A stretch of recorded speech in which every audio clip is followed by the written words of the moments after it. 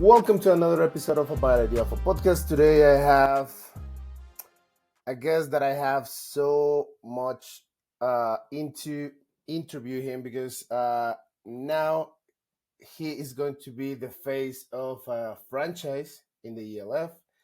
Now he's going to be QB1 in a franchise that last year have a lot of troubles, but I think this year is going to be completely different. But before I give him the word, I need to give a bad idea of a podcast introduction, right?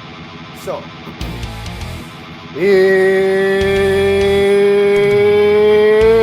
it's time to introduce the new QB1 for the Prague Lions. He is Karé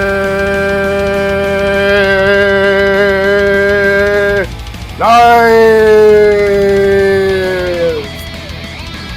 Perfect. Couldn't do any better, Juan. I appreciate it. How you doing, man? Good, yourself? All good, all good. Really excited to have you on the podcast because, um, as I mentioned before, I know that the Prague Lions have a lot of troubles last season, and I'm 100% sure that this year is gonna be way, way different because they have you behind center. How you feel about that opportunity, man? Well, I appreciate that comment, and I appreciate those expectations. Really, just want to say thank you to Mr. Parker and Coach Dish and Coach Stoltz for believing in me and giving me an opportunity to go to Prague. Obviously, with their past history, joining the ELF, they've had some challenges, but I think that the one thing that definitely motivated me and had me interested in joining Prague was just we shared a similar um, thought of facing adversity and facing a challenge. And after speaking with Coach Dish, it seemed like his views and where he wants his franchise to be and his program spoke volumes to me. The Prague Lions are the oldest um, Czech Republic football team, so that really had me interested as well. I love history, so I'm looking forward to going out there and being a part of the team. Now there have a lot of players signing in, and the schedule that we want. I want to talk about that, but they have a lot of things like like little details that they're making different from last year. But for you, what was the most important thing to join this team? I think the standard that Coach Dish has set and the rest of the staff has set is what wanted me to go there. The record did not show what they want and what they embody as a franchise and what it means to be a Prague Lion. And just speaking with Coach Dish, it I know that it takes steps and it's a process, but the groundwork is there. The standard is the standard, and I'm just looking forward to being out there with him and the rest of the group. You have all these guys who had success in other teams as well that are coming into the organization, and I think that speaks to what Coach Dish is preaching and that what he's looking for a team. We just had our second Zoom meeting all together as a team, and he mentioned that the number one thing that we have to do is be a team, and that's all you want in a football organization is for everybody to collectively all come together and be one unit. And I that's what excites me. It's not one individual. It's not um, one person or that will come in and change the whole organization or anything. No, the groundwork is already set. Now it's working through that process, is working through the little intricacies and the fundamentals of it to where it shows on the field. So we're all excited to be a Prague Lion. It speaks highly to be a Prague Lion. Not everybody could be a Prague Lion. So there is a standard that is met, and we're looking forward to showcase that standard. Can you walk us through your career and know a little bit more about you? Because probably there's a lot of people that say like, Karé Lyles, who's this guy? He's just playing in the Right. GFL, like. But walk us through your career or your highlights to this moment. My first went to Scottsdale, went to Scottsdale, Arizona. Went to Saguaro High School. 3-time state champ, two-time as a starter, and had an opportunity to be with just a great group of guys. My receivers were Christian Kirk and Byron Murphy. My brother, Karé Lyles, who was the #1 offensive guard in the country his junior year. With that, I went to the University of Wisconsin, learned a lot under Coach Paul Christ, and John Bummeyer, quarterback coach. And again, 2 years of being around unbelievable people, and we had an opportunity to go to the Cotton Bowl as well as the Orange Bowl my second year, and it just spoke highly about what that standard that they had as an organization and a university as well.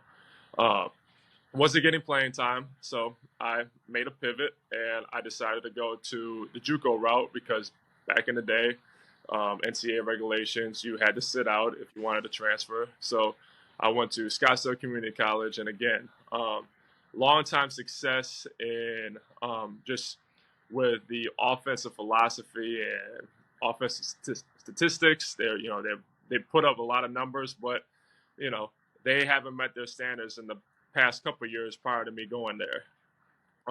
We get there, it's the last year in Arizona junior college football ever for Arizona. So I got a chance to go there. We finished in the top 10 in rankings, had a pretty good year, and went to the Valley of the Sun Bowl where we faced Blinn College out of Texas. So after that, they gave me an opportunity to go to Southern Illinois. And some of my favorite, probably my favorite time in college, because the challenge was the past 10 years prior to going to Southern Illinois, the team never had a winning record. I had an opportunity to go to Southern Illinois or Northern Iowa. Those were like my two big offers where in the end I wanted to choose from. Northern Iowa just came off of a playoff appearance in the FCS, a 7-5 record. They both had a really good vision for what they want a program to look like. So I chose that. The previous year that I got there in 2018, they were 2-9. So I looked at that and I wanted to be around. I wanted to be a part of that turnaround. And I knew that it wasn't just going to be me. It was going to be, okay, being a part of those guys with the official visit and hearing, the things that they are motivated in doing, they're motivated in accomplishing, the seniors, the juniors, and the sophomores that were part of that team. It really, really what excited me to go there. So I went there, competed for the starting job. That during the second game, I got named starter, and we went on a 5-game win streak to end the season and went 7-5, and we were a touchdown away from beating North Dakota State, the #1 seed, who went on to win the FCS championship.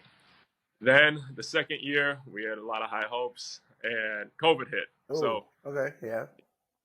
we played one game, SEMO, Southeast Missouri College out in Missouri, our rivalry, and we beat them. And going into the spring year, we were like 12th in the country. A lot of high expectations. And going into that year, I was probably my best shape of my life. I had the best off season of my life, and really looking forward to that spring season. Went to North Dakota, got hurt after the second series of the game, and Nick Baker went in and he had a couple of really good drives, and then we lost that game. But that following week, we went against North Dakota State, and Nick had a tremendous game where he really he balled out, and I had to pivot to being more of a mentor role for him and helping out as number 2. I was a part of a big turnaround there, and I'm so glad to be a part of that, regardless of how it ended. Going into that, finally, my sixth year, I went to Jackson State. I had opportunity to, look at it as being a veteran quarterback with Shador. He was going as a true freshman, and Coach Sanders had he had a vision that he wanted as well, and being a part of that was awesome. I learned to be a football player at Jackson State, most importantly, and that was really a really big highlight of mine as well. And then after that, I had this opportunity to go to the NFL Network and work with Andy Gregg, who I think you Nice. know, Yeah. Luke Lesord and Christopher McLean, Christopher Jenkins, and a couple of associate producers, and we were a part of NFL Game Day Morning. And we had the best season in NFL Game Day had in the past 3 years. So, again, a part of a big turnaround. So it all led me to New Yorker, wanting to play again, and then being out there, being a part of a franchise that had a lot of rich tradition. Uh, we uh, we went to the semifinal appearance, which was the first time since 2019. So again, a part of a good turnaround. So I've I've been blessed with being a part of a lot of great organizations and great people along the way. And you mentioned, I told you before, you mentioned a lot like the standard that the coaches, or the coaching staff in Prague are setting up, and also now the turnaround. Because if we check out your career, you face a lot of adversities during your football career.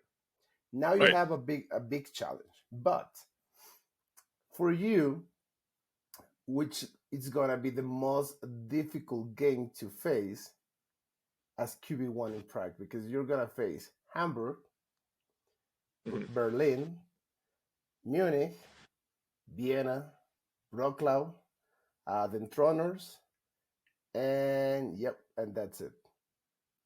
And that's it. Yeah, that was part of the reason why I wanted to go to the European League of Football. I Okay. mean, you just mentioned all those teams, and they're phenomenal teams with phenomenal players and a great coaching staff that they set their own standards, and you watch it from afar being in the German football league, and you see like the product that's out there for the European League of Football, and you just get more and more motivated to be a part of that. And we're going to take it one game at a time. Obviously our schedule speaks for itself, and but we like who we have here, and again, if we can work on just being a part of a team collectively, I think the score will take care of itself in the end. Okay. Okay. But which game you said, you know what? I'm looking forward to this game because I want to face this guy. I don't know, probably in Berlin, you're gonna face a lot of, Jacob Sullivan, as a QB. Are you looking for Right. that one? Yeah. Jacob is, he's definitely like when you think about the ELF, you look at Jake Sullivan. Um, I'm excited to go against Hamburg. Me and Javarian Smith, we had a little battle last year going against him in Algoy. So those two guys, especially, Warclaw, I'm going against my old teammate Eric. He's a defensive lineman there now, and you look at Vienna. This is probably one of the top organizations in the ELF. So each one has, and in Munich, where they have, probably a really high power offense as well and high expectations. Joe Thomas, a Wisconsin guy too. So each one of these definitely excite me. I think the one that I'm most excited for, obviously, is the first one because that's how we start off the season, Yeah. and it's against Hamburg. That's I think the cream of the crop as far as the ELF. The ELF is based in Hamburg, so I know that they always have really high expectations Yeah. for an organization, and the league does too for them. So definitely Hamburg for the first one. Okay. And also, it's gonna be a home game for you, so it's gonna be a really, really good one. Now, with all your experience, with all the things that you learned from Jackson State and Southern Illinois, sorry, and your time at the GFL. Now, how can you describe yourself as a quarterback in 4 words? 4 words. 4 words. I think that great attitude, great expectations. Okay. But if people said, you know what, I need to describe Correa as a QB. For me, I it's got tough, resilient, or okay. and so on. Yeah, I would say uh, first one tough, Yeah. brilliant, accurate Okay. playmaker.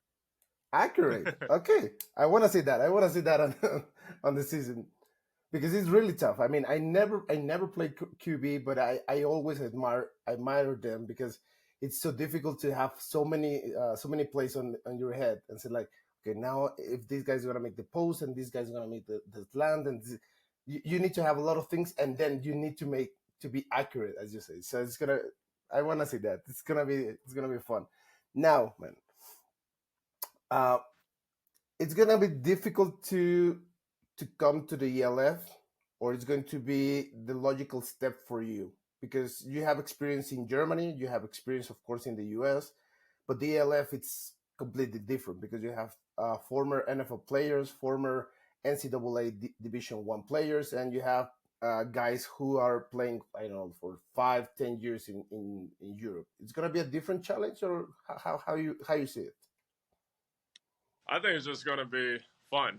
Okay. It's definitely a challenge because you're playing against really high level competition. You know, guys who have a high pedigree, and but you know that's what you want as a competitor. You want to be with the highest competition you can Yeah. possibly be in.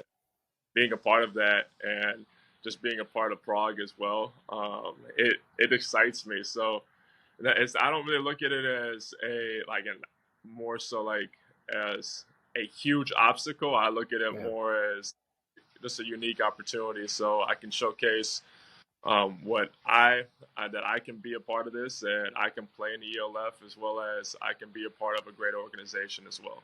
And knowing the media, know the way you need to prepare yourself to work in media, does that give you an extra advantage to learn or to study different your rivals?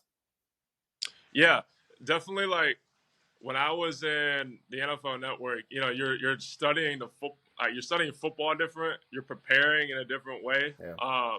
It's more of like it's a lot more detailed than you are as a player. Where I think that after working at the NFL, like you know, my my days were crazy. So I would wake up real early and then work from 9 o'clock to five Yeah. o'clock, and you're introducing more of like a creativity. So, and being able to like do those music videos and everything in the production side, but still like you know you're looking at the rundown, you're looking at Yeah. different B-rolls and all right, what bumps to include here, you know what that shot is and what that toss is going to here. Why are we tossing it from Jesse Palmer to you know, I mean James Palmer to uh, Slater to in Dallas, Yeah. and all of a sudden having a music video here that leads up to Dak, like a Dak topic and everything. So seeing those details and everything, it forced me to be more detailed in my preparation, Yeah. and I like studying it as almost as if it's a rundown.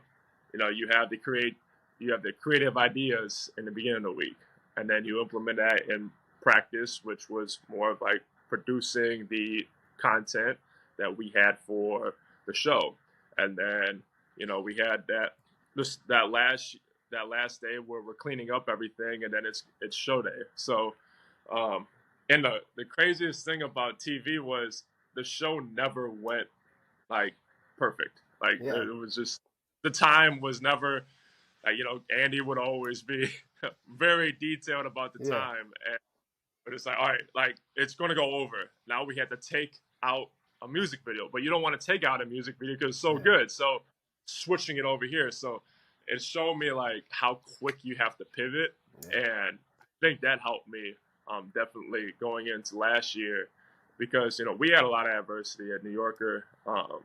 You know, I basically was the offensive coordinator for the last half of the Okay. season, so having to call plays and like you know prepare for a game. I don't think I would be able to do that if I didn't experience all that at the NFL Network. Now, I mean, you've been working in different fields related with American football or football, but for you, how you see yourself in 3 to 5 years? Yeah.3 to 5 years? Man, that's so far away. You know, it's crazy. I could say something right now, and then based off, like, it's funny you say that because if you asked me 3 years ago, like, if you told me 3 years Yeah. ago, like, hey, you're gonna How you see yourself? go, Yeah, in yeah, you're gonna go, 2024. yeah, you're gonna go play with, you're gonna go play for Deion Sanders. You're gonna Yeah. go produce for the NFL Network, and then you're gonna go out to Europe and play in Germany and the Czech Yeah. Republic. I'll tell you, like, you're crazy. Like, there's no shot. Um, I mean, I want to play. I want to be at the highest level of football I can possibly Yeah. be, and be the best version of myself. So, hopefully, 3 to 5 years down the road, I'm a way better version of myself than I am today. And I hope that the competition and the level of play is showcased by that my development, and eventually have have a couple championships. But Okay. and that's all that's all not going to happen if you don't just are focused here on the now, obviously. But yeah, 3 to 5 years, I may be in London, I may be back in the States, I don't know. Yeah. But hopefully that I'm still growing as a player, as a teammate, and potentially as you never know, as a husband or father Yeah. or a road. So Do you like to see yourself as a coach, as a manager, or as an analyst, or something like that? yeah, all those things interest me. Yeah. I had a cool even little experience after the GFL Okay. season. I went to Colorado as a volunteer coach, and was just able to listen in on all the offensive meetings, the special teams meeting, defensive meetings, and being around Coach Pat Shermer and Coach Dennis Thurman and Sean Lewis and all those guys. I had a chance to see it from the coaching side of things, and I could see myself doing that. But as well, like, I loved creating content with the NFL Network. I loved it, and I had an opportunity to stay out there, working my way up to potentially be a segment producer for Steve Mariucci. But Nice. you know, yeah, I wanted to still play. So I'm always going to pursue playing. My dream has always been to play in the NFL. Yeah. I still think so. That's my biggest focus, and my biggest goal Yeah.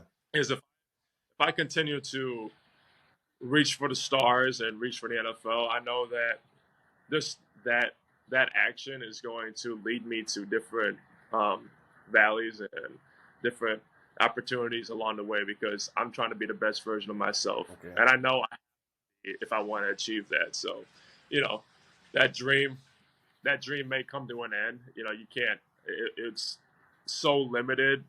Every year that you're not in the NFL, and I still think it's possible 3 years down the road. Yeah. But when you're 32 and you're still playing like overseas, um, the reality of it is you may never get to that level by playing. Yeah. But the NFL has always been my my my motivation. Yeah. So I would have to make a pivot here soon if it doesn't come. So Okay. I'm excited. I mean, if I understand it correctly, you want to be in the NFL, but it doesn't matter if it's going to be as a player, probably as a coach, as a manager, or as an analyst. Okay, so Yeah, you have a lot of ways to make it to the NFL, absolutely. The NFL. I'm like a historian of the NFL. Like, I love like all the little history and everything. man. So that's what I've been motivated to do since I was 4 years old. Yeah. Okay. The Green Bay game, I saw Brett Favre throw this ball like 70 yards, and Yeah. I'm like, "What's that, Dad?" And then he just took me outside and played catch with me. And I was never really into college football Yeah. growing up, but with the NFL, I was just like, I have to watch games on Sunday. Okay. I have to, Okay. and I've done that since I was little, and so Yeah, the NFL for sure. Now that you mentioned Brett Favre, as you as a kid when you was growing up, who inspired you to become first of all as a football player and then quarterback? Peyton Manning. Peyton Manning. Okay. My dad's from Indianapolis. I wasn't a big Green Bay fan, so when I was growing up, my dad being from Indiana, he played quarterback. Okay. I then went up to Wisconsin to play as well. So I always wanted to be like my dad, and so growing up, he was from Indianapolis, so the Colts. So watching Peyton Manning and seeing the leader that he was. And there's always something about those Colts quarterbacks because then, me being loving history, I then look back and learned about Johnny Unitas. So I read about him when I was growing up. So you look at both of them, like they're like the standard for what it means to be a quarterback. Like outside of just throwing a football, it's like what you do off the field, what you do in practice, what you do in your preparation and everything. It's more of like a business-like approach. So those two guys, it's funny I'm saying Johnny Unitas because I don't, he's from like the 1950s, Yeah. but those two guys really motivated me. And then when I grew up, with how my journey has gone, two guys that have really stuck out to me, which is awesome, is Warren Moon Okay. and then Kirk. So Warren Moon because he was a pioneer for what the NFL looks like today Yeah. with the American quarterback, and him having to take the approach to go 6 years in the CFL and coming back and playing a 15-year career in the NFL, having all those stats and being a Pro Football Hall of Famer. And then Kurt Warner, he had to make a pivot and he went to the Arena League. Yeah. So, and then to the NFL. So what I like about both of those guys is they just embraced their reality and the opportunities that they were given. One was the Canadian Football League, one was the Arena Football League. Yeah. So they embraced it and they made the most of it. They just kept on believing. I mean, So, also Kurt Warner played in Europe and then went to win a Super Bowl. So who knows, right? yeah, Okay, that was, we're almost done with the podcast, but I want to know something. Okay, I'm gonna say some words, but you need to say the first thing that come up to your head. Okay, okay. Deion Sanders. Prime time. Okay, Lions. Lions pride. Okay, ELF. ELF growth. Okay, storytelling. Life. Okay, Karé. Smile. Okay, your dad. Mentor. Okay, nice. Now, the last part of the podcast is you need to tell us a bad idea that in the end turned out to be a good idea or could be a really bad idea. Gotcha. Okay. Okay, that's a neat. So December of 2022, I was waiting for the XFL draft. I did not get picked up or anything, and I'm at the network and I'm just like I'm out of it. I'm not gonna lie to you. I'm in my desk. I'm pissed off everything, and I'm just like I don't know what to do. Like, okay, if it's not the XFL or anything, like I just think that this like my playing career is over. Like I'm just gonna focus on this now. And then I got this notification from Coach Tomlin from New Yorker, and to get on a phone call with me. So I got on a phone call with him, and we had a good conversation. And I was just like, "Am I going to like?" And at this point, I was, I had a really good year at the NFL Network. Like I loved being there. I felt like that was reciprocated back from what they were telling me as well. They wanted me back, and it's just like, okay, am I going to play European football in the GFL? Yeah. Give up the opportunity to work my way up in the NFL Network, where Yeah. like such a little crop of people who have this opportunity to be a part of this. Like, Yeah. I mean, hey, going that facility. Like, I'm in Los Angeles, working here. They love me. I love this place, everything. And I talked to my parents, and like my dad was like, "You have to really do some thinking with this one. Like, I Yeah. want you to pursue your dream, but you got to think about this one, dude." And I was like, "All right." So I just was like, "This is my dream," and I Yeah. wanted to. So I signed the contract and explained it to people. You know, they're like, "Oh yeah, like okay, like what's the GFL? What's the German football league? You're going out to Europe instead of staying here?" Yeah. And you know, the more and more you talk to people, it's like, okay, is this actually a good idea to do this? And um, but going out there, I had the best season of my life. You know, Yeah. working, being overseas and everything, seeing the world. That was my first time out of the country, so I look back on it and I knew it wasn't a bad idea because I was pursuing my dream. But there were times where I was like, damn, this might be a bad idea. It turned out to be a good idea because now I'm a part of the European League of Football League and the Prague Lions. So Okay. what better way to live life right now for me as a 25-year-old kid Yeah. still pursuing it? Nice. Okay. Before we leave, I just want to know something because I know from experience that living in Germany it's difficult, right? Yep. But for you, what was the most difficult part to live in Germany? Because probably I don't know the food, the language, the culture. What was the most difficult part for you? Yeah, like the culture and everything was great. I loved it. Yeah. It's just that German is Deutsch is just a really hard language. Yes. It's, I can't. Even if I want to pick it up, like it's really hard to hear the way that they verbalize everything and they pronounce Yeah. everything. So it's as much as I wanted to learn as quickly as possible to like you know show respect back. Yeah.